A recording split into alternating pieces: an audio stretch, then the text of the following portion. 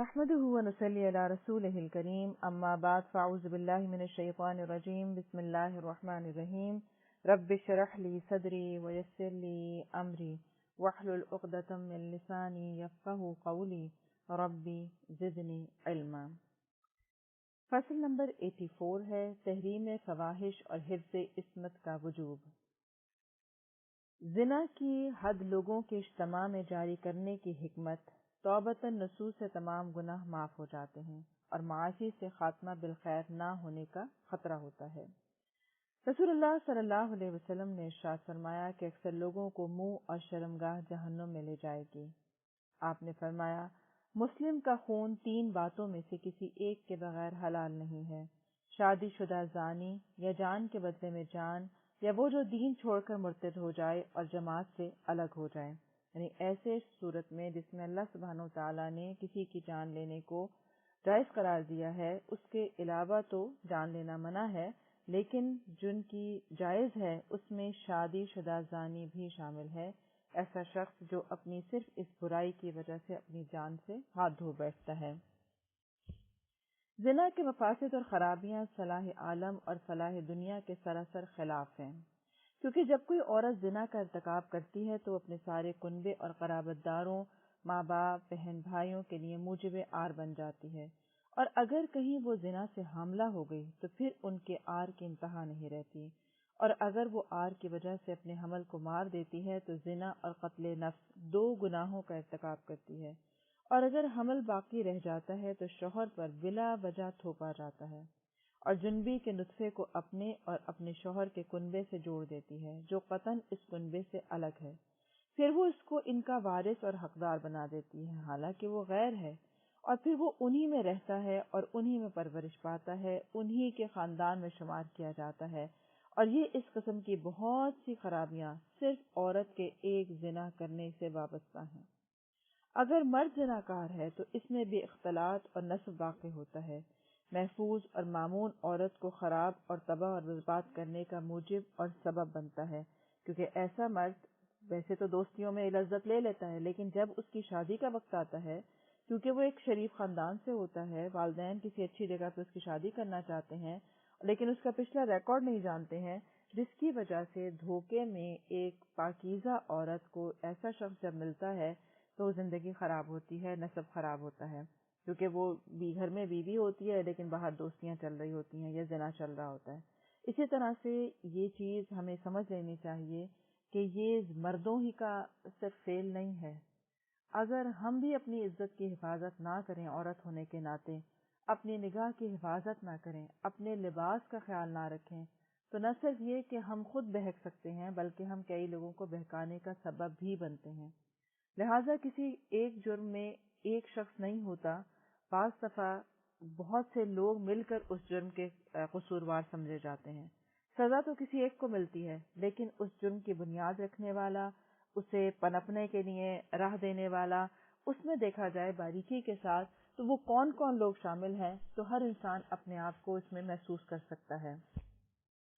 آج آپ دیکھتے ہیں کہ چھوٹی بچیوں کے ساتھ بھی یہ فعل کیا جاتا ہے جو کہ عقل سے بعید ہے، یعنی پہلے کسی زمانے میں جوان لڑکیوں کی تو حفاظت کی جاتی تھی کہ بھئی باہر نہ جائیں یا اپنا دوپٹہ صحیح طرح اوڑھیں، لیکن آج آپ چھوٹی بچیوں کے ساتھ جب یہ ہوتا ہوا دیکھتے ہیں تو سوال یہ اٹھتا ہے کہ معاشرے میں آخر اتنے بیمار ذہن کیسے وجود میں آئے ہیں، یہ ہوا کیسے ہے، یہ وحشت کیسے پھیلی ہے؟ کیونکہ آپ دیکھیں کہ جنگل کے درندے بھی کبھی کسی کے بچوں کے ساتھ ایسا نہیں کرتے، کوئی ایسا فعل نہیں کرتے درندگی کا، لیکن جو انسانیت میں ہو رہا ہے۔ تو یہ انسان جب درندے کے لیول سے بھی نیچے چلا گیا، جانور کے لیول سے، تو اس میں کون کون سے فیکٹرز کام کرتے ہیں تو اس میں اگر آپ دیکھیں تو اس میں بہت ساری چیزیں آتی ہیں۔ مثلا اگر آپ دیکھیں تو کیا آپ کے ڈرامے اس کے کنٹریبیوٹ کرتے ہیں؟ کیا ان کے لکھنے والا جو لکھاری ہے، جس نے یہ ڈائیلاگ لکھے، جس نے یہ آج کے جو آپ دیکھیں کہ آج کل ڈراموں کا جو موضوع ہے وہ نہایت ہی غیر اخلاقی، نہایت ہی غیر اسلامی، بلکہ انسانیت سے بھی گرے ہوئے ٹاپکس ہیں، جس کے اندر 2 بہنوں کا ایک ہی انسان کے ساتھ معاشقہ دکھانا، جیسی طرح سے بچیوں کے ساتھ یا عورتوں کے ساتھ ظلم دکھانا اور اس کے اوپر ریٹنگ لینا، یا اس طرح کے ڈائلاگز یا اس طرح کے لباس پیش کرنا جس سے لوگوں کے ذہن خراب ہو سکیں، جن کو نہیں بھی آئیڈیا ان کو آئیڈیا آ سکے کہ ایک عورت کو کیسے اغوا کیا جاتا ہے، کس طرح اس کے ساتھ ظلم کیا جاتا ہے. تو یہ سب چیزیں کیا اس میں وہ سارے پروڈیوسر، وہ اداکار، وہ دیکھنے والے ہم جیسے ناظرین جو لگاتار ان کی قسطیں دیکھتے ہیں، ان کی ریٹنگ بڑھاتے ہیں، پھر اس کے اوپر عمل بھی کرتے ہیں کیونکہ ہمیں ویسے ہی لباس پھر معاشرے میں نظر بھی آتے ہیں، پھر ہم اپنی لینگویج کو دیکھیں، ہم اپنے طور طریقوں کو دیکھیں، اخلاقیات کو دیکھیں، تو ان سب کی گراوٹ میں ان سب چیزوں کی کنٹریبیوشن ہوتی ہے کہ کیا ہم آج اسی طرح دین پر عمل کرنے کے لیے مستعد ہیں جس طرح کے ایک معاشرہ اسلامی ہونا چاہیے جس سے ان تمام برائیوں سے بچا جا سکے. تو جب ہم کہیں پر بھی جھول دیں گے یا کہیں پر بھی اللہ سبحانہ و تعالیٰ کی نافرمانی کریں گے تو اس کے نتیجے میں یہی کچھ ہوگا جو آج آپ اپنے معاشرے میں دیکھ رہے ہیں، یعنی شادی اور نکاح جو ہے وہ مشکل ہو جانا اور زنا یا کوئی بھی ایسی دوستیاں آسان ہو جانا. بس اس کبیرہ گناہ سے دین اور دنیا دونوں ہی خراب ہوتے ہیں اور برزخ اور آخرت میں آگ کا سامان مہیا ہوتا ہے. زنا وہ گناہ کبیرہ ہے کہ بے شمار محرمات الہیہ حلال کر لی جاتی ہیں، بے شمار حقوق فوت ہو جاتے ہیں اور بے شمار مظالم اس کی وجہ سے وقوع پذیر ہوتے ہیں. زنا کی ایک خاصیت یہ بھی ہے کہ فقر اور ذلت زانی کے لیے لازم ہو جاتی ہے اور زانی کی عمر کوتا ہو جاتی ہے اور لوگوں میں وہ روسیہ ہو جاتا ہے، یعنی اس کے کیا پوزیشن رہ جاتی ہے یا کیا اس کا اسٹیٹس رہ جاتا ہے، لوگ اسے کس نظر سے دیکھتے ہیں. تو یہ چیز بھی دیکھنے کی ضرورت ہے کہ کوئی ایک فساد نہیں ہے، بے شمار اس کے ساتھ فسادات ہیں. یہ بھی زنا کی خاصیت ہے کہ زانی کا قلب مضطرب اور منتشر ہو جاتا ہے، یعنی ایک جب شریف انسان ہوتا ہے تو اس کی کوئی قاعدے قانون، کوئی ایک ضمیر کی آواز ہوتی ہے، لیکن جب ایسا شخص ہے جو برائی پر برائی کیے چلا جاتا ہے تو ایسے شخص کا دل ایسا بن جاتا ہے کہ اسے وہ چیزیں نفرت ان چیزوں سے نہیں ہوتی، ٹیسٹ ڈیولپ ہو جاتا ہے، اس کے اپنا دل ایسا پریشان پراگندہ ہو جاتا ہے کہ وہ سکون حاصل کرنے کے لیے بھی اگر وہ توبہ کی طرف جانے کے بجائے انہی چیزوں کی طرف دوبارہ راغب ہو جاتا ہے جو اس کے لیے ذلت و رسوائی ہیں. غلط کاری اور غیرت. غرض قتل و خوریزی کے مفاسد کے بعد زنا کے مفاسد سے بڑھ کر کوئی مفسدہ نہیں ہوتا ہے. سیدنا سعد بن عبادہ کی ایک روایت ہے کہ اگر میں اپنی بیوی کے ساتھ کسی کو دیکھ پاؤں تو آڑی تلوار سے اسے قتل کر دوں. رسول اللہ صلی اللہ علیہ وسلم کو سیدنا سعد کی اس بات کی خبر ہوئی تو آپ فرمانے لگے، کیا تمہیں سعد کی غیرت پر تعجب ہو رہا ہے؟ قسم اللہ کی میں سعد سے زیادہ غیور ہوں اور اللہ مجھ سے بھی زیادہ غیور ہے، اور اس غیرت ہی کی وجہ سے اللہ نے ظاہری اور باطنی فواحش کو حرام گردانا ہے. یعنی اللہ صبح کیونکہ کوئی بھی نہ دیکھے لیکن اللہ کی ذات تو ہے نا جو دیکھنے والی ہے، لہذا اللہ سبحانہ و تعالیٰ نے چھپے اور ظاہر ہر طرح کی بے حیائی کو منع کر دیا ہے. اور اسی لیے ہم دیکھتے ہیں کہ جو تقویٰ ہے وہ ہے ہی یہی بات کہ اپنی تنہائیوں کی بھی حفاظت کی جائے. رسول اللہ صلی اللہ علیہ وسلم نے ارشاد فرمایا کہ اللہ سے زیادہ کوئی غیور نہیں اور اسی لیے اس نے ظاہری باطنی فواحش کو حرام گردانا ہے. اللہ سے زیادہ معذرت پسند کرنے والا کوئی نہیں اور اسی لیے اس نے بشارت دینے والے اور ڈرانے والے رسول پیغمبر بھیجے، اور اللہ سے زیادہ کسی کو اپنی تعریف پسند نہیں، اسی لیے اللہ نے خود اپنی تعریف بھی کی ہے. اسی طرح یہ بات بھی آتی ہے کہ رسول اللہ صلی اللہ علیہ وسلم نے فرمایا، قیامت کی نشانیوں میں سے یہ بھی ہے کہ علم اٹھ جائے گا، جہالت بڑھ جائے گی، شراب خوب پی جائے گی، زنا کی کثرت ہو جائے گی، مرد کم ہو جائیں گے اور عورتوں کی کثرت ہو جائے گی. عورتوں کی اس قدر کثرت ہو جائے گی کہ ایک ایک مرد 50 عورتوں کا بوجھ اٹھائے گا. اللہ تعالیٰ کی عادت اور سنت ہے ہی ہے کہ جب زنا کی کثرت ہو جاتی ہے تو اس کا غضب اور غصہ تیز ہو جاتا ہے. جب اس کا غضب تیز ہو جاتا ہے تو اس کے آثار زمین پر بصورت عقوبت اور عذاب کے ظاہر ہونے لگتے ہیں. جیسا کہ سیدنا عبداللہ بن مسعود فرماتے ہیں کہ جب کسی بستی اور آبادی میں سود خوری اور زناکاری کی کثرت ہو جاتی ہے تو اللہ تعالیٰ اسے ہلاک کرنے کا حکم دے دیتا ہے. اللہ سبحانہ وتعالیٰ ہر کسی کو عذاب سے بچائے اور عذاب کے جو ہلاکتیں ہیں اس سے محفوظ رکھے، کیونکہ جب بہت سی چیزیں ایک رواج کے طور پر عام ہو جاتی ہیں، مثلا آپ دیکھیں کہ ہمارے آنکھوں کے سامنے لباس تبدیل ہو رہے ہیں، ہو چکے ہیں. آپ بازار میں دیکھیں تو پینٹ شرٹ میں عام لڑکیاں ملیں گی، کسی کو کوئی معیوب نہیں لگتا. یہ کس گھروں سے نکلتی ہیں؟ یہ ہمارے گھروں سے نکلتی ہیں. یہ ہماری ہی بیٹیاں ہیں جو ہم شلوار قمیص پہننے والے، سر ڈھکنے والے، عبایا اوڑھنے والے ہیں، لیکن ہماری ہی بیٹیاں جب اس طرح نکلتی ہیں اور معاشرے میں ایک رواج غلط پڑ رہا ہوتا ہے، تو جب ہم اس کو اسی وقت نہیں روکتے ہیں، اسی وقت ہم ایکشن نہیں لیتے ہیں، اپنی اقدار کی حفاظت نہیں کرتے، اپنے اسلام کی حفاظت نہیں کرتے، تو آہستہ آہستہ وہی چیز پھر کل زناکاری یا دوستیاں کوئی معیوب نہیں سمجھا جاتا، کیونکہ اس کو ایک عام کر دیا جاتا ہے، رواج بنا دیا جاتا ہے. تو اس طرح سے پھر کیا ہے کہ پورا معاشرہ جب اس لپیٹ میں آ جاتا ہے تو پھر کوئی ایک شخص نہیں، کوئی دو شخص نہیں، بلکہ پوری بستیوں اور پوری قوموں پر عذاب آتے ہیں. اللہ نے زنا کی حد کو دوسری حدود کے مقابلے میں 3 وجہ سے ممتاز گردانا ہے. ایک تو یہ کہ زنا کی حد کا طریقہ نہایت ہی ذلت آمیز اور رسوا کن مقرر فرمایا کہ لوگوں کے اجتماع میں زانی کو سنسار کیا جائے. یعنی آپ دیکھیں جیسے چور کا ہاتھ کاٹنا ہے، اس کے لیے ایسی شرط نہیں ہے، اور گناہ ہیں لیکن اس کی شرط یہ نہیں رکھی گئی کہ وہ اجتماع میں کیے جائیں. تو یہ بہت سزا پر سزا ہے، یعنی ایک تو سزا اور پھر ذلت بھی ہونا. پھر اللہ کی حد کے اجرا میں رحم دلی رکاوٹ نہ ڈالے، یہ بھی کہا گیا، کیونکہ حق سبحانہ و تعالیٰ نے یہ عقوبت اور سزا عین اپنی رحمت کی بنا پر ہی شریعت میں رکھی ہے. وہ ارحم الراحمین ہے، سب سے بڑا مہربان ہے، باوجود اس کے کہ اس کی رحمت اس کی عقوبت اور سزا کو روکتی نہیں ہے. بس اگر تمہارے دل میں بھی رحمت کا جذبہ ہو تو اس کے فرمان کے نفاذ میں کسی قسم کی رکاوٹ نہ ڈالو. یہ بالکل ایسی بات ہے کہ اگر آپ کو اپنے بچے کو کسی غلط راستے پر جانے سے روکنا ہو تو کیا آپ صرف نرمی کے ساتھ ایک ہلکے شفقت کے ساتھ ہی بتاتے رہیں گے، یا جب آپ دیکھیں گے کہ یہ اپنا نقصان کرنے والا ہے تو آپ سختی بھی کریں گے؟ جیسے چھوٹا بچہ جب ہیٹر کے آگے بڑھ رہا ہوتا ہے، جو کرال کرتا ہے، جسے ابھی سمجھ نہیں ہے لیکن وہ ادھر جا رہا ہے اور اس بات پہ بضد ہے کہ مجھے اس کو پکڑنا ہے، تو کیا آپ اسے زبردستی روتا دھوتا جسے مرضی ہو کھینچ کے لے آتے ہیں یا چھوڑ دیتے ہیں؟ تو بالکل اسی طرح اللہ سبحانہ و تعالیٰ نے جو حد نافذ کی ہیں وہ اللہ کی رحمت ہے کہ بندوں کو اس سے ہٹانا، بچانا، اس کے فساد سے نکالنا مقصود ہے. کہ اگر کسی کو پہلے ہی پتا ہوگا یہ بات کا کہ مجھے اتنی سخت سزا ملے گی تو اس کے اندر ایک ڈر آئے گا اور وہ اپنے آپ کو اس نقصان سے بچا پائے گا. اس لیے یہ بات واضح طور پہ کہی گئی کہ اللہ کی سزائیں جتنی بھی ہیں وہ انسان کی انسانیت کے حق میں بھلا ہیں، لہٰذا اس کے اوپر اسے کوئی ایسا کامنٹ نہیں دینا چاہیے کہ یہ سزائیں بہت سخت ہیں. سخت کچھ کوئی چیز نہیں ہوتی، بات ساری یہ ہے کہ اگر اتنی سزا سخت ہے تو آپ نہ کریں وہ کام جس پر وہ سزا ملنی تھی. پھر زنا کے متعلق یہ خصوصیت کیوں ہے؟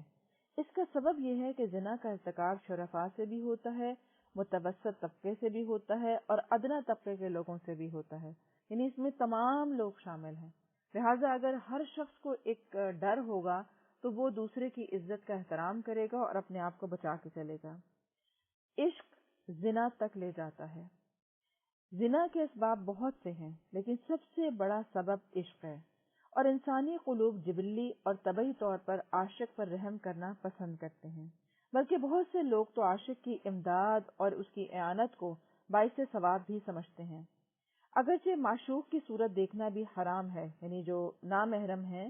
ان سے تعلق رکھنا، دوستی رکھنا، ان کو دیکھنا، یہ سب حرام ہے، لیکن پھر بھی یہ چیز عام طور پر مکروہ نہیں سمجھی جاتی. یہ گناہ عموماً دونوں طرف کی رضامندی سے ہی سرزد ہوتا ہے. ظلم اور جبر سے شاذ و نادر ہی کبھی یہ گناہ ہوتا ہے. عموماً ہر انسان میں غلبہ شہوت موجود ہوتا ہے اور یہ غلبہ اس کے اندر خاص قسم کا تصور پیدا کرتا ہے، اور یہ تصور اس کے دل میں رحمت کے جذبات پیدا کرتا ہے، جس کی وجہ سے وہ یہی چاہتا ہے کہ ایک مستحق حد و سزا، یعنی اس سزا سے بچ جائے. یعنی جب ایسی کوئی حرکت ہو رہی ہوتی ہے، یعنی دو لوگ ہیں، دو نامحرم ہیں جن کا تعلق ناجائز تھا، ان کو اگر ایک دوسرے سے عشق ہو جائے، محبت ہو جائے اور وہ اس کے لیے غلط راستے اختیار کریں، لیکن کوئی نصیحت کرنے والا اگر ان کو نصیحت کرنا چاہے، ان کو اس وبال سے بچانا چاہے، تو کس کی سائیڈ لی جاتی ہے؟ لوگ عموماً کیا کرتے ہیں کہ دیکھو دو محبت کرنے والوں کو جدا کیا جا رہا ہے، یا عموماً ہمیشہ ہی یہ کوشش کی جاتی ہے کہ جو ایسا کام کر رہے ہیں ان کی مدد کی جائے. بعض دفعہ اس میں اپنے مائیں شامل ہو جاتی ہیں، باپ سے چھپا رہی ہوتی ہیں، بعض دفعہ اپنے بہنیں بھائی شامل ہو جاتے ہیں، ماں باپ دونوں سے چھپاتے ہیں، بعض دفعہ دوست شامل ہو جاتے ہیں اور گھر والوں کو خبر نہیں ہوتی ہے، گویا کہ وہ ایک حرام کام میں کسی کو شامل کرنے کے پورے ذمہ دار بن جاتے ہیں، جبکہ وہ چیز حرام ہوتی ہے۔ حالانکہ یہ بات ذوق ایمان کی دلیل ہے کہ کوئی شخص ان سے رحم محسوس کرے، یہ غلط کام کرنا اور لیکن ان کے لیے رحم کا جذبہ بھی ہونا۔ آپ یہ تمام فلموں، تمام ڈراموں، تمام ناولز کے اندر کیا چیز دیکھتے ہیں؟ کس کو ہیرو بنا کے پیش کیا جاتا ہے اور کس کو اس میں ولن سمجھا جاتا ہے کہ جو ان کو غلط کاموں سے روک رہا ہو، اس حرام کاری سے روک رہا ہو، اس کو دکھایا جاتا ہے کہ جیسے وہ تو غلط ہے اور جو کر رہے ہیں اس ساری ہمدردیاں ان کی شو کی جاتی ہیں۔ کمال ایمان اور قوت ایمانی تو یہ ہے کہ حکم الہی کے نفاذ میں وہ قوی تر اور دلیر ہو اور وہ کام کرے جس کے کرنے میں سزا یافتہ مجرم کے لیے آخرت کی رحمت اترے، کیونکہ اگر کوئی شخص یہاں پر کسی سے غلطی ہو جاتی ہے اور وہ اللہ کی سزا جو اس نے رکھی ہے اسے مل جاتی ہے تو اللہ سے امید ہے کہ آخرت کا عذاب اس سے ہلکا ہو جائے گا، گویا کہ یہ خود ایک رحمت ہے۔ پھر یہ کہ زانی اور زانیہ پر مسلمانوں کے عام اجتماع میں حد جاری کی جاتی ہے، تنہائی میں نہیں کی جاتی ہے، اور یہ مصلحت، حدود اور حکمت کے عین مطابق ہے، کیونکہ اتنی بڑی سزا مجمع میں دینے کا مقصود ہی یہ ہے کہ سارے معاشرہ یہ دیکھ لے کہ اگر اس نے کسی کی بیٹی یا کسی کے بیٹے یا کسی کو بھی اس تعلق میں دیکھا یا انوالو کرنے کی کوشش کی تو اس کا انجام بڑا بھیانک ہوگا۔ جب سب کے سامنے ایک چیز آ جاتی ہے تو پورا معاشرہ ایک تھریٹ جو محسوس کرتا ہے اپنی عزت کے لیے یا اپنی جان کے لیے، تو ہی وہ ان چیزوں سے باز آ سکتا ہے۔ پھر عمل قوم لوط اور اس کی سزا۔ زانی کی حد قوم لوط کی سزا سے مشتق اور ماخوذ ہے، کیونکہ ایک ہے مرد عورت کا آپس میں تعلق جو زنا کہلاتا ہے، ایک ہے عمل قوم لوط جس میں ہے ہومو سیکسولیٹی، یعنی مرد کا مرد سے تعلق اور عورت کا عورت سے تعلق۔ اللہ نے اس قوم کو اوپر سے پتھر برسا کر ختم کیا، اور یہ اس لیے کہ زنا اور لواطت، فحش اور فساد اور خرابی میں برابر کی حیثیت رکھتے ہیں۔ یہ دونوں چیزیں مخلوق اور امر الہی کی حکمت اور مصلحت کے خلاف ہیں۔ لواطت میں بھی وہی خرابیاں پائی جاتی ہیں جس کا شمار کرنا مشکل ہے۔ اصل مسئلے کی تحقیق یہ ہے کہ جو شخص اس مرض اور مصیبت میں مبتلا ہو جاتا ہے، یعنی ہومو سیکسولیٹی میں، اور پھر اس نے اللہ کی طرف رجوع کیا اور اللہ نے اسے توبۃ نصوح کی توفیق بخشی، نیک اعمال کی توفیق عطا کی، اور بچپن کی بری خصلت کو بڑا ہونے کے بعد اگر اس نے ترک کر دیا، برائیوں کو نیکیوں سے بدل دیا، اللہ سبحانہ وتعالیٰ کی طرف رجوع کر لیا، حرام سے آنکھیں بند کر لیں، اللہ سے اپنا معاملہ درست کر لیا، تو امید ہے کہ ایسے شخص کے لیے مغفرت ہے، یعنی توبہ کی جا سکتی ہے اور توبہ کرنا چاہیے، کیونکہ بعض دفعہ کوئی شخص ایک بڑی عمر کا حصہ ان کاموں میں گزارتا ہے اور کبھی اسے احساس ہو جاتا ہے کسی بڑھاپے میں جا کے کہ میں نے ایسا کیا یا اپنے رشتوں کا حق نہیں دیا یا کئی لوگوں کے ساتھ زیادتی کی، تو ایسے شخص کے لیے چاہیے کہ وہ توبہ استغفار کرے، کیونکہ اللہ سبحانہ وتعالی ہر قسم کے گناہوں کو معاف کرنے والا ہے۔ سورہ زمر میں آتا ہے کہ قُلْ يَا عِبَادِيَ الَّذِينَ أَسْرَفُوا عَلَىٰ أَنفُسِهِمْ لَا تَقْنَطُوا مِن رَحْمَتِ اللَّهِ، کہ اے پیغمبر آپ کہہ دیجئے کہ اے میرے بندو جنہوں نے اپنی جانوں پر زیادتی کی ہے، تم اللہ کی رحمت سے نا امید نہ ہو جانا، بالیقین اللہ تعالیٰ سارے گناہوں کو بخش دیتا ہے، واقعی وہ بڑی بخشش اور رحمت والا ہے۔ اب یہ حکم خاص توبہ کرنے والوں کے حق میں ہی ہے، کیونکہ بعض لوگ گناہ پر دلیر ہو جاتے ہیں اور صرف اس لیے ہو جاتے ہیں کہ وہ کہتے ہیں کہ اللہ غفور الرحیم ہے، لیکن یہ پتہ نہیں ہوتا کہ اللہ سبحانہ وتعالیٰ کب غفور الرحیم ہے۔ اللہ سبحانہ وتعالیٰ ان لوگوں کے لیے غفور الرحیم نہیں ہے جو گناہوں پر اصرار کیے ہی چلے جاتے ہیں اور اللہ کی بات کا کوئی پاس نہیں رکھتے ہیں، اس کی نافرمانی کرتے ہیں اور اسی کے آگے اکڑ کر اسی کی نافرمانی کر کے حرام کام کرتے ہیں۔ اللہ سبحانہ وتعالیٰ غفور الرحیم ان کے لیے ہے جو نادانی سے کوئی کام کرتے ہیں اور جب ان کو صحیح بات پتہ چل جاتی ہے تو وہ اس سے توبہ استغفار کر کے اپنی اصلاح کر لیتے ہیں۔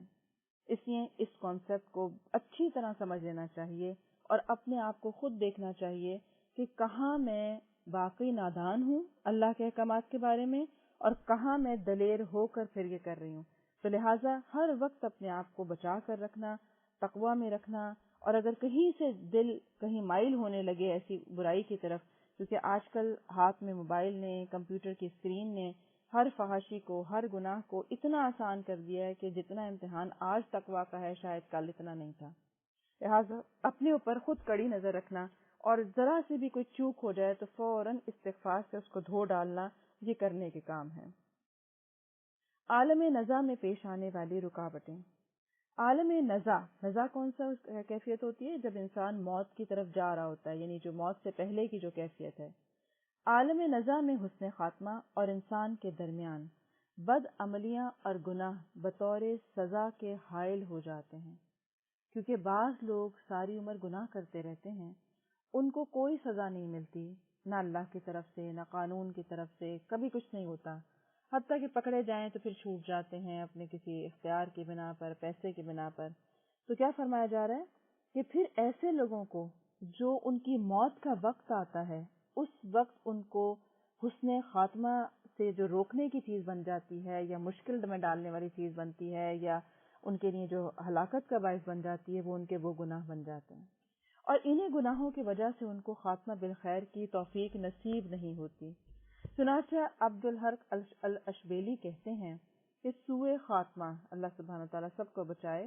کہ بہت سے اسباب اور بہت سے طریقے اور بہت سے دروازے ہیں، اور بڑے سے بڑا سبب اور طریقہ اور دروازہ یہ ہے کہ انسان دنیا، طلب دنیا اور حرص دنیا میں غرق ہو جائے، اور آخرت کی جانب سے کلیتاً اعراض برتے، یعنی بالکل پرواہ ہی نہ ہو، جو دل میں آیا وہ پورا کیا، حرام تھا حلال تھا، نہ اللہ کے احکامات کا پتہ، نہ نماز کا پتہ، نہ توبہ کا پتہ، کچھ نہیں، بس اپنی زندگی کو ایک انجوائمنٹ میں گزارا،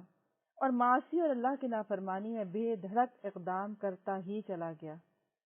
بعض لوگ ایسے ہوتے ہیں جن پر مختلف قسم کے گناہ اور مختلف قسم کی نافرمانیاں غالب آ جاتی ہیں، اور اللہ سے اعراض اور غفلت اور معاصی اور گناہ کی جانب وہ جرت اور اقدام کا حصہ غالب آ جاتا ہے، یعنی سب پتہ ہوتا ہے کہ ہم کیا کر رہے ہیں، لوگ نصیحت بھی کر رہے ہوتے ہیں، لوگ حدیثیں آیتیں بھی بتا رہے ہوتے ہیں، لیکن اس کا دل اللہ سبحانہ وتعالیٰ کے احکامات کے آگے اتنا غالب آ جاتی ہے، وہ خواہش اس کی یا وہ جو گناہ کے اوپر اس کا اختیار ہوتا ہے اتنا غالب آتا ہے کہ اللہ کی بات پیچھے چلی جاتی ہے،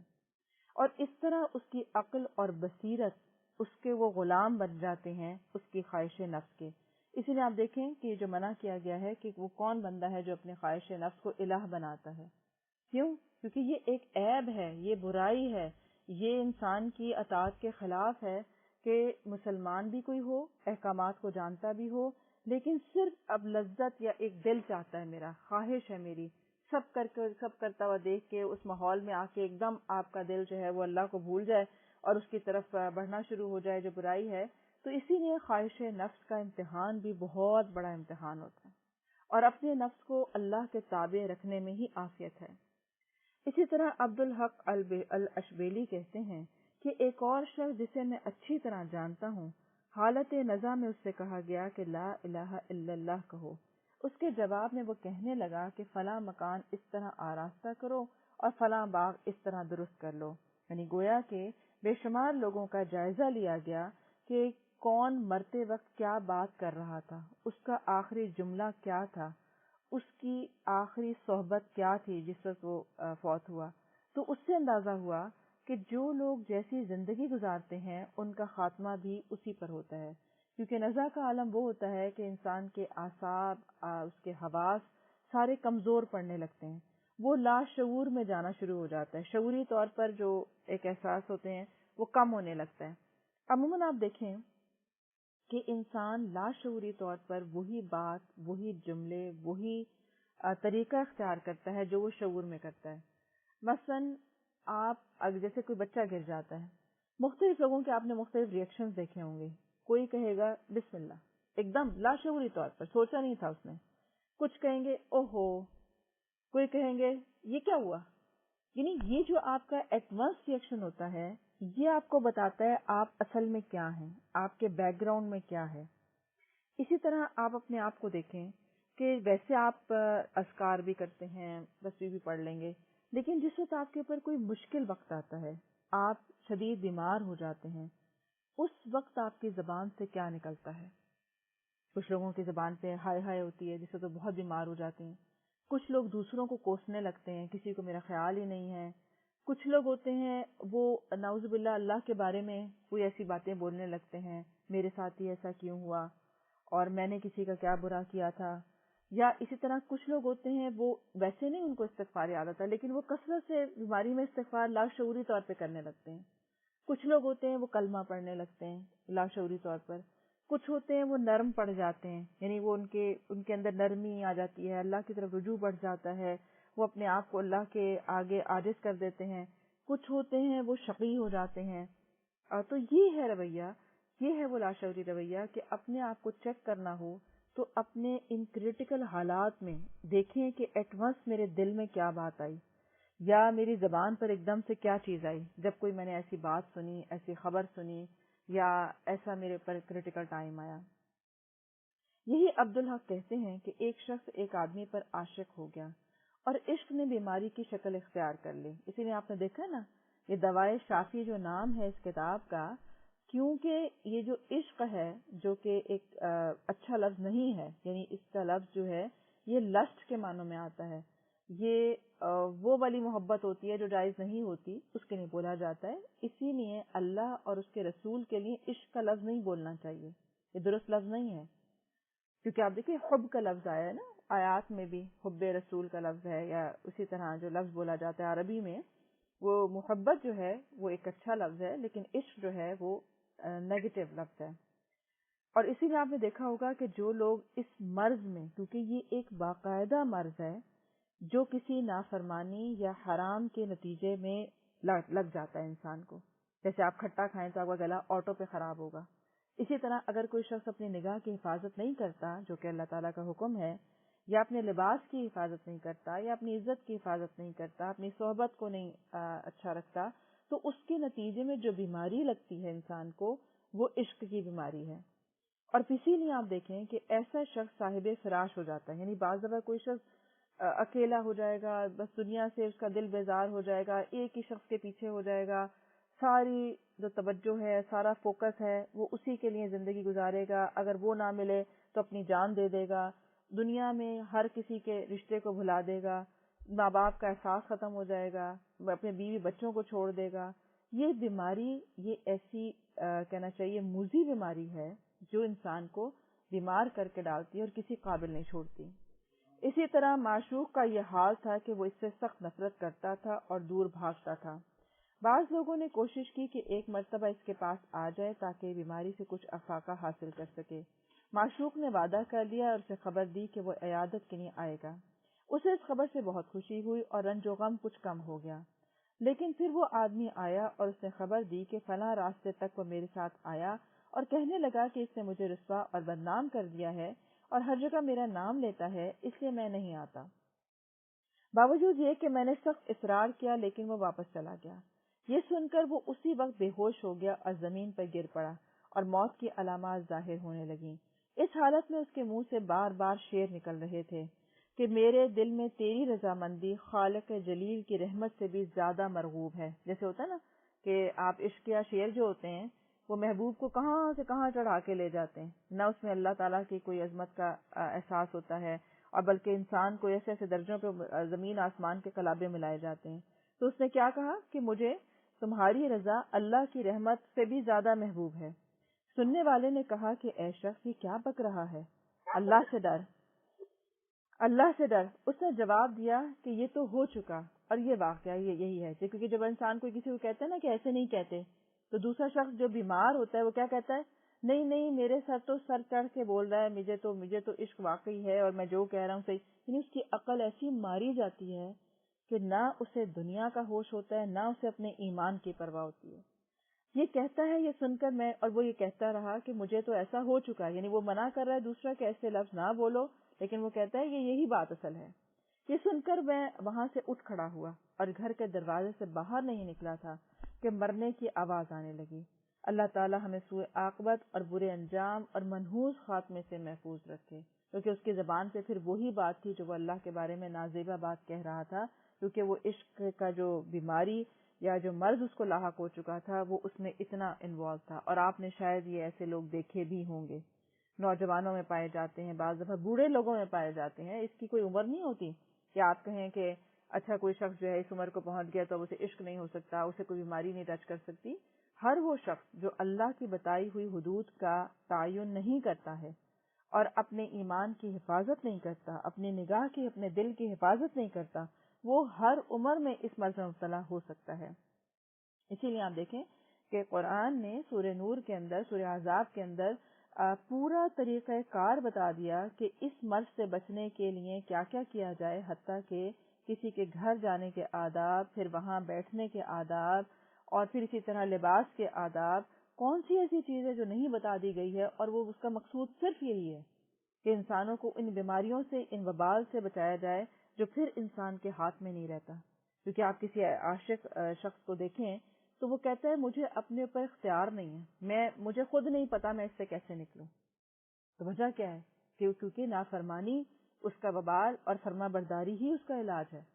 کون سے ڈاکٹر کے پاس علاج ہے عشق کا اگر کسی کو یہ بیماری لگ جاتی ہے اور اس سے وہ نکال سکے, سوائے اس کے کہ وہ اللہ کے آگے توبہ کرے اور اپنے آپ کو وہاں سے بچائے جو چیز اس کو خراب کر رہی ہے, جو مرض میں اضافہ کر رہی ہے.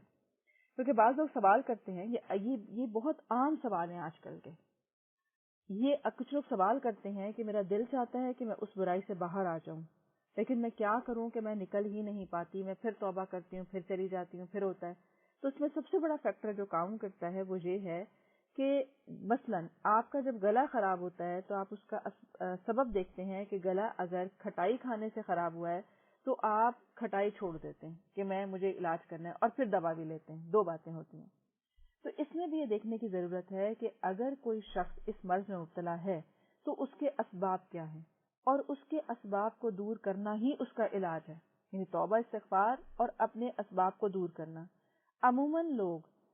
ان صحبت کو نہیں چھوڑتے کیونکہ وہ جس مرض میں مبتلا ہوتے ہیں اس میں وہ دوسرے شخص کے ساتھ اٹیچ بھی رہتے ہیں, برائی میں بھی ہوتے ہیں, حرام بھی کر رہے ہوتے ہیں, غلط بھی کر رہے ہیں, لیکن وہ اس سے نکلنا بھی چاہتے ہیں. تو ایسی توبہ کو سچی توبہ نہیں کہا جا سکتا جب تک کہ آپ وہ صحبت نہ چھوڑ دیں. پھر بعض لوگ ایسے ہوتے ہیں جو اس صحبت میں ڈائریکٹلی تو نہیں ہوتے, یعنی فزیکلی کسی کے ساتھ نہیں ہوتے, لیکن وہ ایسی موویز,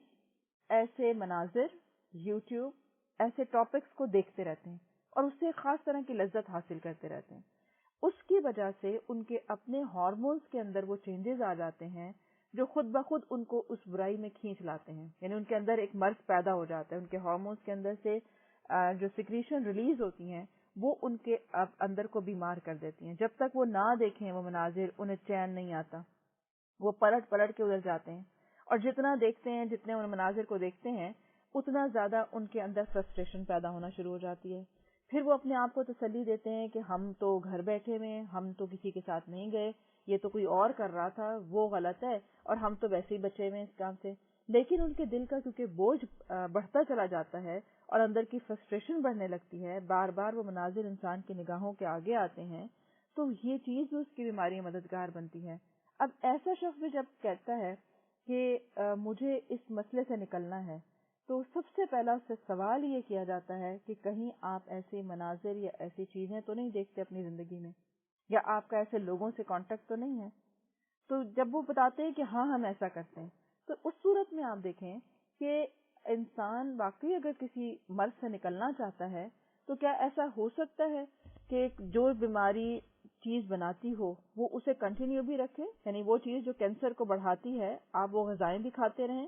لائف اسٹائل بھی وہی رکھیں, اور کہیں میں کینسر سے نکل بھی جاؤں؟ ایسا ہو سکتا ہے بھلا؟ جہاں آپ کو علاج کی ضرورت ہے وہاں پرہیز بھی چاہیے ہوتا ہے. اس لیے ہر شخص سے دیکھے کہ مجھے کس چیز نے بیمار کیا ہے. اگر کوئی اس بیماری میں مبتلا ہے تو مجھے جس چیز نے بیمار کیا میں اسی کے ذریعے اس کی ضد سے اس کا علاج کروں, کیونکہ اس کا علاج عطاء الہی میں ہے.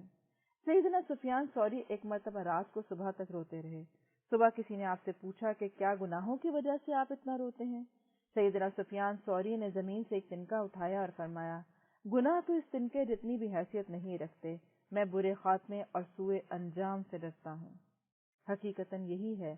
کہ اعلیٰ تفقہ فی الدین اور معرفت حق کے بندہ ڈرتا رہے کہ ہم نہیں جانتے کہ موت کے وقت انسان کو اس کا کون سا گناہ دھوکہ دے جائے،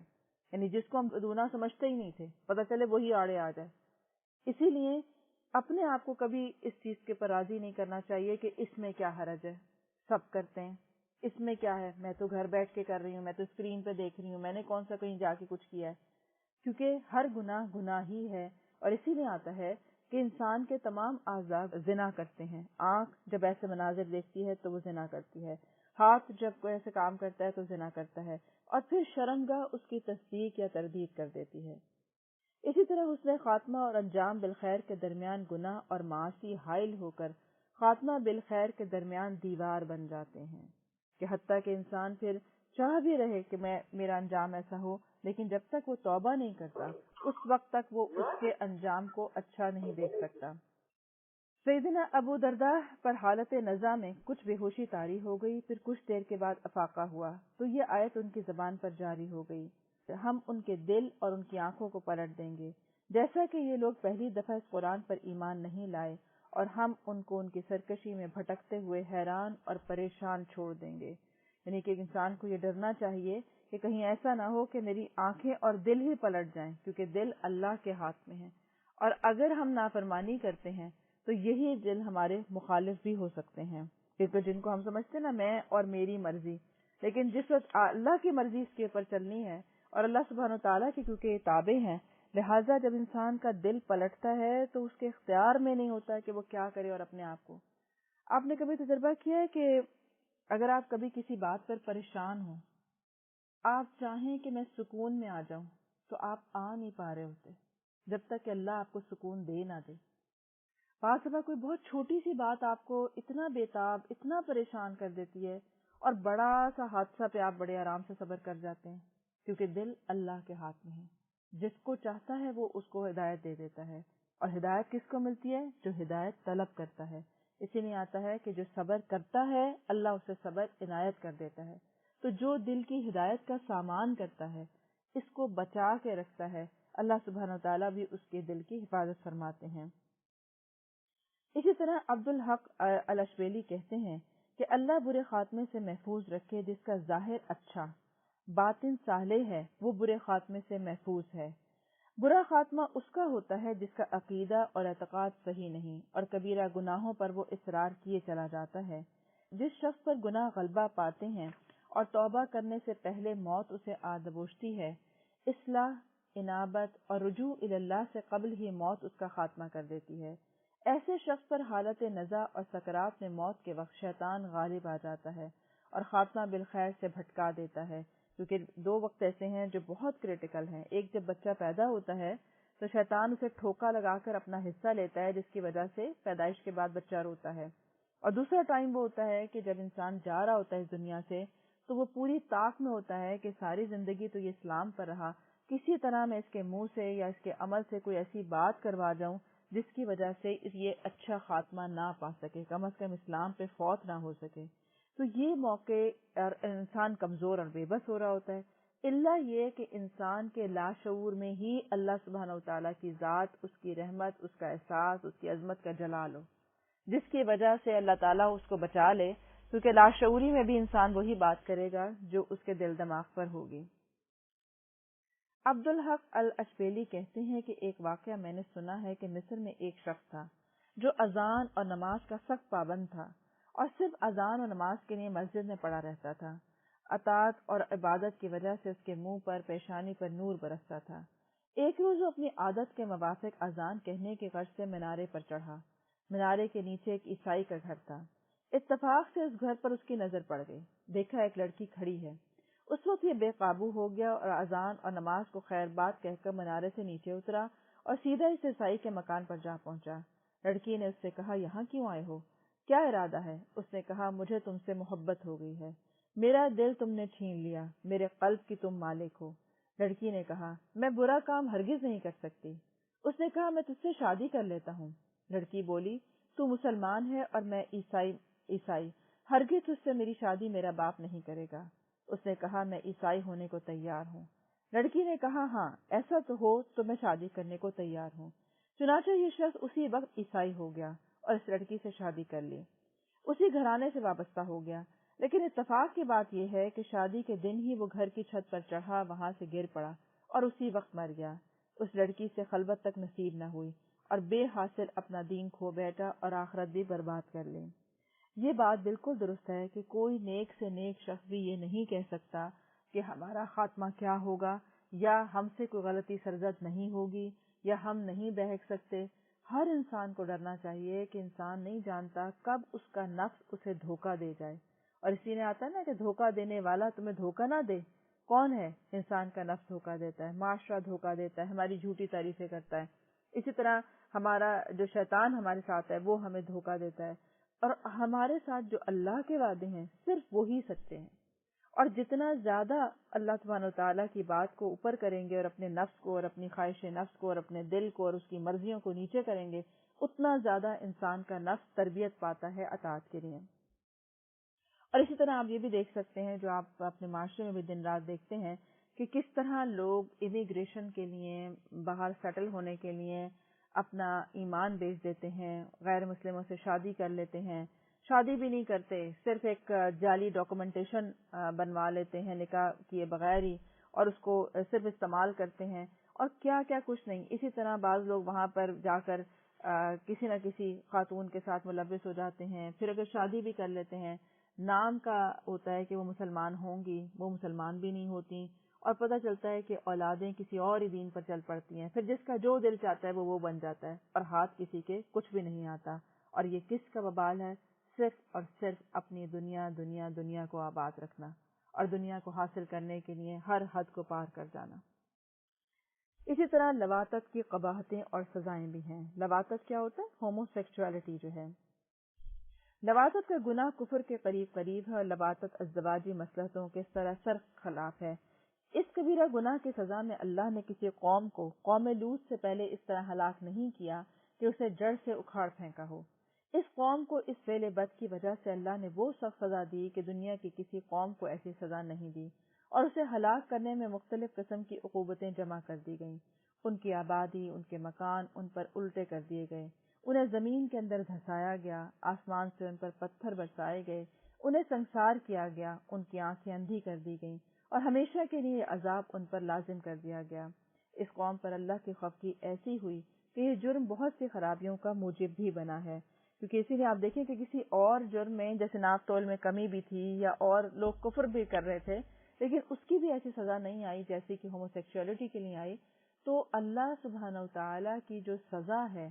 وہ اس عمل کی شدت کو بتاتی ہے کہ یہ عمل کتنا زیادہ قبیح ہے، اور اس کے ایک انسان سے لے کر اس کے پورے معاشرے پر جتنے شدید اثرات ہوں گے اتنی ہی شدید سزا بھی دی جاتی ہے۔ اس بارے میں سیدنا عبداللہ بن عباس نے یہ رائے دی کہ ایسے آدمی کو آبادی میں جو سب سے بلند جگہ ہو وہاں لے جایا جائے، اور وہاں سے سر کے بل نیچے پھینکا جائے، اور اسے پتھروں سے سنسار کر دیا جائے۔ سیدنا عبداللہ بن عباس نے یہ حد اور سزا قوم لوط کی عقوبت اور سزا سے اخذ کی تھی، کیونکہ ان کو اوپر سے گرایا گیا تھا، ان کی بستیوں کو پلٹا گیا تھا۔ نیز سیدنا عبداللہ بن عباس نے رسول اللہ صلی اللہ علیہ وسلم سے یہ روایت نقل کی ہے کہ آپ نے فرمایا، جس کو تم قوم لوط کا کام کرتے پاؤ تو تم فاعل اور مفعول دونوں کو قتل کر دو۔ نیز رسول اللہ صلی اللہ علیہ وسلم کے تمام صحابہ لوطی کے قتل پر متفق ہیں، یعنی ہومو سیکچوالٹی جو کر رہا ہے، کسی ایک صحابی نے بھی اس بارے میں اختلاف نہیں کیا۔ اگر کسی نے کچھ اختلاف کیا ہے تو صورت قتل میں کہ کس طرح اسے قتل کیا جائے اس میں اختلاف ہے، لیکن خود قتل کرنے میں کسی کا اختلاف نہیں پایا جاتا ہے۔ لیکن ہوتا یہ ہے کہ کیونکہ ہم غیر مسلموں سے متاثر ہو جاتے ہیں، اور غیر مسلموں کی ویڈیوز دیکھ کے، یوٹیوب کے اوپر ایسے مناظر دیکھ کے کہ اچھا سب کرتے ہیں، وہ سب کون ہیں؟ کیا وہ سب مسلم ہیں جن کو ہم دیکھ کر یہ کر رہے ہیں؟ اور اگر کوئی مسلمان اس کے اندر ملوث ہے تو کیا وہ حرام ختم ہو جائے گا چونکہ وہ ایک مسلمان کو کرتے ہم نے دیکھا، کسی مووی میں دیکھا، اور ایسے ہم نے ٹیسٹ ڈیولپ کر لیے، ایسے لوگوں کی ہم ویڈیوز دیکھتے ہیں، موویز میں دیکھتے ہیں، تو ہمیں لگتا ہے شاید ریئل میں بھی یہ سب کچھ صحیح ہے۔ تو یہ دیکھنے کی ضرورت ہے کہ کوئی شخص ان جواز کے ذریعے سے نجات نہیں پا سکتا کہ ایسا سب کرتے ہیں، میں نے فلاں مووی میں دیکھا تھا، یوٹیوب پہ دیکھا تھا، میرے فرینڈز کرتے ہیں۔ تو اصل بات یہ ہے کہ انسان اپنے ایمان کے ساتھ جواب دہ ہے، اور چاہے سارا معاشرہ بھی خراب ہو جائے، تمام برائیاں عام ہو جائیں، جیسا کہ قرب قیامت میں ہوگا، اور ہم دیکھ رہے ہیں اپنی آنکھوں کے سامنے کہ کس قدر تیزی کے ساتھ بارش کے قطروں کی طرح فتنے نمودار ہو رہے ہیں، لیکن اس کے اندر ہی ایمان بچانا اصل امتحان ہے۔ ایمان تو ہوتا ہی وہ ہے جس کو بچانے کی فکر ہو انسان کے اندر، کیونکہ ہر شخص تقوی کو مینٹین کرتا ہے تب معاشرہ نیک بنتا ہے۔ اور تقوی ایسی چیز نہیں ہے کہ آپ نے ایک کلمہ پڑھا اور آپ بس متقی بن گئے، اب آپ آخرت تک متقی رہیں گے، اپنے آخری سانس تک آپ متقی رہیں گے۔ اس کو ہر لمحے میں مینٹین کرنا پڑتا ہے، ہر لمحے میں انسان کا امتحان ہوتا ہے، ہر لمحے میں اس کا نفس اس کو بہکانے کی کوشش کرتا ہے۔ اسی طرح محض شہوت رانی کی غرض سے کیا جاتا ہے، یعنی یہ جو ہوموسیکچولیٹی ہے اس کا مقصد کچھ نہیں ہوتا، جیسے کہ میاں بیوی کا مقصد جو ہے تعلق قائم کرنے کا وہ نسل بڑھانا ہے، لیکن اس کا مقصد سوائے ایک شہوت کی کچھ بھی نہیں ہے، وہ ضرورت اس سے پوری ہوتی ہی نہیں ہے جو کسی جوڑے سے پوری ہوتی ہیں، یعنی کہ نوع انسانی کی بقا کا ہونا۔ پھر اسی طرح یہ بے راہ روی اور زیادتی ہے، اور یہ لوگ حد چھوڑ کر آگے بڑھنے والے لوگ ہیں جو یہ کام کرتے ہیں۔ اسی لیے اللہ سبحانہ وتعالیٰ نے فرمایا ہے، اور لوط کو ہم نے اس بستی سے نجات دی جو خبیث کام کرتی تھی، گویا کہ یہ کام ہی خباثت پر مبنی ہے۔ اسی طرح فرمایا گیا سورہ عنکبوت میں کہ ہم اس بستی کے رہنے والوں کو ہلاک کرنے والے ہیں کیونکہ یہاں کے باشندے یقیناً ظالم ہیں۔ گویا یہ ظلم ہے، انسان کا انسان پر ظلم ہے اور معاشرے کے ساتھ ظلم ہے۔ ایسی مذمت کسی دوسرے گناہ کی بھی نہیں کی گئی ہے۔ جب سیدنا ابراہیم علیہ السلام اس قوم کے بارے میں کچھ حجت پیش کرتے ہیں اور عذاب کے ٹل جانے کی کوشش کرتے ہیں تو فرشتے جواب دیتے ہیں کہ اے ابراہیم، یہ بات چھوڑ دو، تمہارے رب کا حکم آ چکا ہے اور ان پر اب نہیں لوٹایا جانے والا عذاب ضرور آنے والا ہے، یعنی وہ عذاب جو اب نہیں ٹلے گا ان پر آ کر رہے گا۔ گویا کہ ابراہیم علیہ السلام جو بہت ہی حلیم تھے، نرم دل تھے، جب ان کو خوشخبری ملی اور قوم لوط کی طرف عذاب کی بات آئی تو انہوں نے سفارش کرنا چاہی، لیکن ان کی بات کو بھی نہیں رکھا گیا، کیونکہ کچھ معاملات ایسے ہوتے ہیں کہ ان کے اندر سزا دینا تمام معاشرے کو بچانے کا ذریعہ ہے۔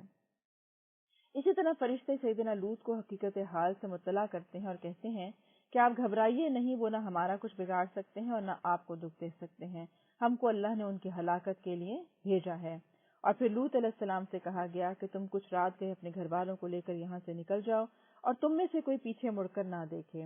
ہاں تمہاری بیوی ضرور مڑ کر دیکھے گی، اس پر وہی عذاب آئے گا جو ان سب گناہ گار لوگوں پر آئے گا۔ ان کو عذاب سے پہنچنے کا مقرر وقت صبح کا ہے، کیا صبح کا وقت قریب ہی نہیں ہے؟ یعنی یہ اس طرح آتا ہے کہ انسان رات کو وہ کام کر رہا ہوتا ہے اور اسے اندازہ نہیں ہوتا کہ وہ جو اس کی لذتیں اسے کہاں تک پہنچائیں گے اور کس عذاب سے دوچار کر دیں گی۔ اس سے ایک اور بات بھی پتہ چلی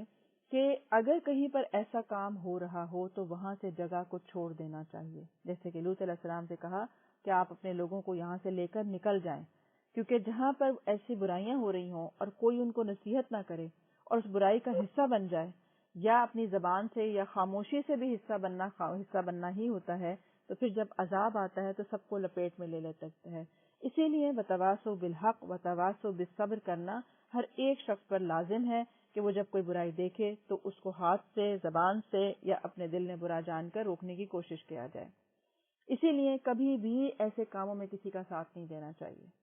پھر اسی طرح ان کی ہلاکت اور بربادی کو اللہ نے دنیا جہان کے لیے عبرت بنا کر چھوڑا اور پرہیزگاروں کے لیے ایک نصیحت ہے۔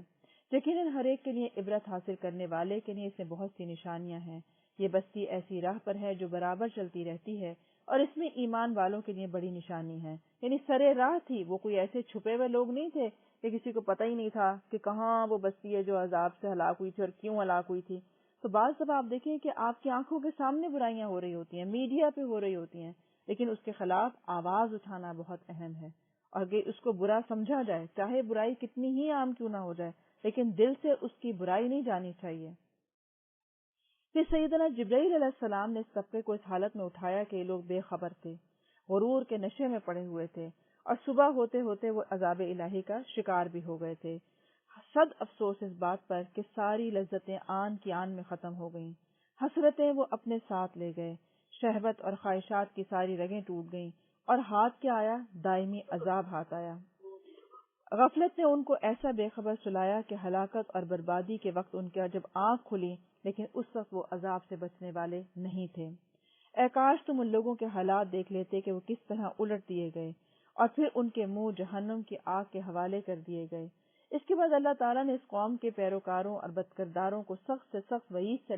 ڈرایا بھی ہے کہ وما ہی من الظالمین ببعید، کہ وہ مقہور آبادی یعنی جس پر اللہ کا قہر آیا وہ آبادی ان ظالموں سے کچھ دور بھی نہیں ہے۔ کیونکہ بعض دفعہ ہم کیا سمجھتے ہیں، اچھا وہ تو ان کے لیے تھا نا، ہمارا اس سے تو کوئی تعلق نہیں ہے کیونکہ ہم تو بڑے ماڈرن لوگ ہیں، ہماری تو سوسائٹی اتنی ماڈرن ہے کہ اس میں کوئی اتنا ایپ سمجھا ہی نہیں جاتا، کوئی انگلی نہیں اٹھاتا۔ تو بات یہ ہے کہ جو غلط ہے وہ غلط رہے گا، ہمارا معاشرہ جتنا مرضی ماڈرن ہو جائے، جتنا مرضی بہک جائے۔ اسی طرح زنا اور لواطت کی سزا میں کمی بیشی۔ جو لوگ کہتے ہیں کہ لواطت ایک ایسی یعنی ہوموسیکسولیٹی ایک ایسا گناہ ہے جس کی حد اللہ تعالیٰ نے متعین نہیں کی ہے، اور اس لیے ہوموسیکسولیٹی کی جو سزا ہے وہ زنا کی سزا سے کم ہے،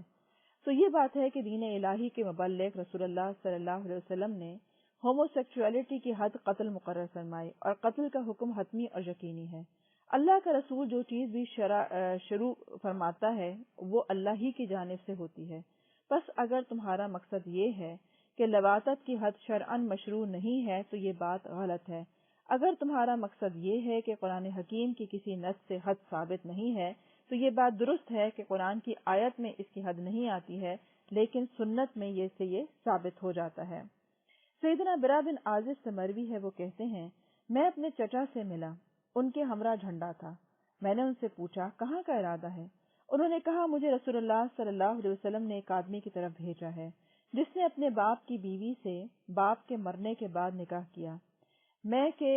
جا کر اس کی گردن اڑا دوں اور اس کا مال لے لوں، یعنی میں اس لیے جا رہا ہوں کیونکہ میں ایسا کروں۔ سیدنا ابن عباس بیان کرتے ہیں کہ رسول اللہ صلی اللہ علیہ وسلم نے فرمایا